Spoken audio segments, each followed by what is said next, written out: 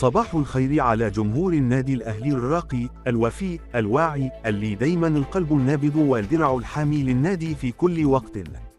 أسعد الله صباحكم بكل خير وسعادة، وزادكم فخرا بانتمائكم لزينة النوادي وفخر الأمة.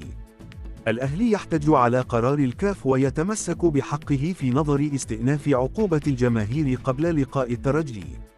هناك هجوم غريب على أحمد سيد زيزو من أمس، مع ذلك هو الأعلى تقييما.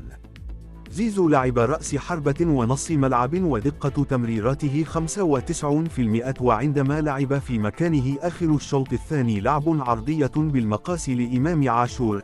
زيزو لاعب تكتيكي في المقام الأول وليست مهاري. نتمنى أن لا ننساق خلف جمهور المنافس. الجهاز الفني لن يستعجل عودة ياسين مرعي، واللاعب يستمر غيابه أمام الترجي على أن يعود مع بداية الدور النهائي للدوري.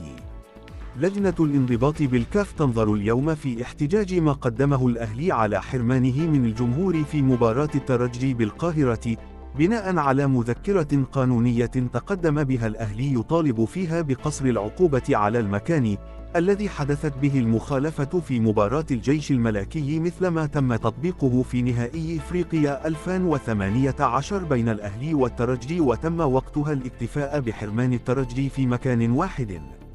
الأهلي أبلغ الكاف أنه لا مانع لديه في إغلاق هذا المكان وعدم وجود السعة الكاملة في الملعب. المباراة القادمة للأهلي يوم السبت أمام الترجي في عيد الفطر.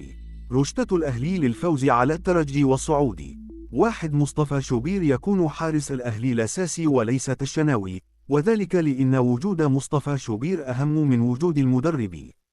2. بيكهام يكون باك يمين، ولو مش باك يمين يكون ثالث في الخلف لو هتلعب بثلاثين في الخلف.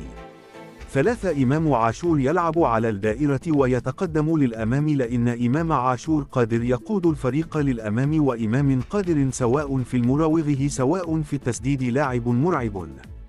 4. حسين الشحات يكون أساسي جناح يمين بالتبادل مع زيزو أثناء اللقاء، ويكون لا يوجد مركزية بينهم. 5. أشرف بن شرقي يلعب رأس حربة أفضل من مروان عثمان أو لاعب آخر. 6. تريزيجيه ينضم معظم الوقت كرأس حربة تاني، وذلك للاستفادة من عرضيات زيزو وحسين الشحات، ويقوم بعمل زيادة عددية ويترك مساحه ليوسف بالعمري يتقدم للأمام. وأخيرا، لو مدرب آخر غير هذا المدرب يدير الماتش سنتمكن من الصعود. الترجي فريق ليست بالقوة وليست فريق تخرج منه من أفريقيا.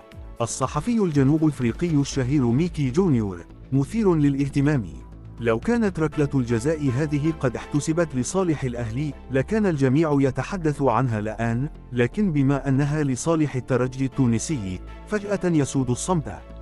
كرة القدم الإفريقية لا تتوقف أبدا عن تركنا في حيرة.